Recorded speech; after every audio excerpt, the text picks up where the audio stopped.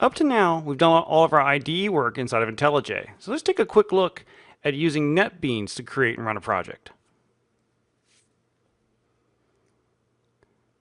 I have a shortcut to NetBeans right here on my desktop, so let's go ahead and start that up. So here we are inside of the NetBeans IDE. So let's create a new project. So I'm just going to say File, New Project. When we come up here, it just asks what kind of project do I want it to be. So I want it to go ahead and be a Java project. It's going to be a Java application, so that's all fine. So let's click Next. So now it comes in here, and we first wants the project name. So we'll go ahead and call this, we'll just call this our Hello NetBeans project. And so just like IntelliJ, the project name is really an IDE concept, right? So what we want to do now is go through it, identify where we want it to go. So I'm just going to put it in the same demo folder I've been using for the other parts, or for the other demos. Now down here, the create a main class, right? So remember that we have our main entry point into our application. Now in NetBeans, you actually specify the package name and the class name all together, right? So we're going to follow the same rules of com.pluralsight. So I've got the top level of the package name. I'm just going to make the next level, just say example.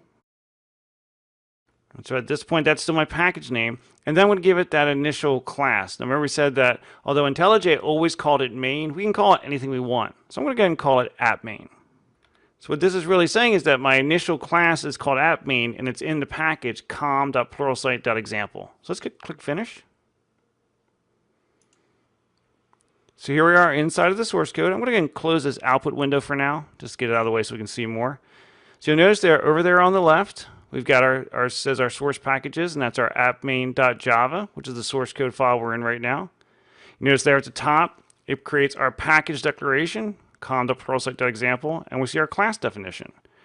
We've got our main entry point, which is the public static void main. Right, so that's where our code will run from initially. And you notice also that NetBeans even put some initial comments in. It was a block comment up the very top there, just telling us a little bit about working with the IDE itself. If you notice, there's the /** above the app main. Right? That's actually a Java docs comment. So it's even initially laying it out so that we have Java docs in place for the app main and even for our main entry point. So let's go inside of here, and let's just add a little code to output something. So we've added the code now just to print out Hello NetBeans. So let's go up here and try running it. So I'm going to go up here to my Run menu, choose Run Project. So we can see there in our output window that we've got the Hello NetBeans printed out. So we were able to run, or I should say compile and run our application that easily, right? Very much like what we did in IntelliJ. Right? We saw there were some basic differences in terms of how we created that initial class name and created the project, but fundamentally all the IDEs work in very similar ways. Now let's take a look at if we wanted to actually run this application from the command line, where we would actually find the folder so that we could actually run it. Right? Remember that I mentioned earlier that each of the IDEs kind of sets up its output folder structure a little bit differently.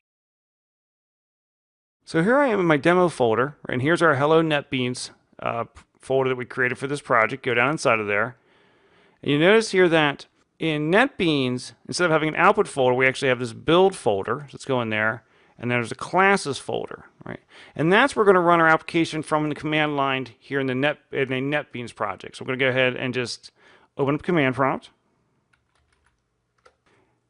And just like before, we're going to say Java to run it, and we're going to again give the package qualified class name. So com.pluralsight.example. And then our class name, which in this case we called app_main. If we hit enter, we can there see our output, Hello NetBeans. Right? So we still ran it exactly the same. The only difference was that the IDE for NetBeans created a slightly different output file structure than IntelliJ had.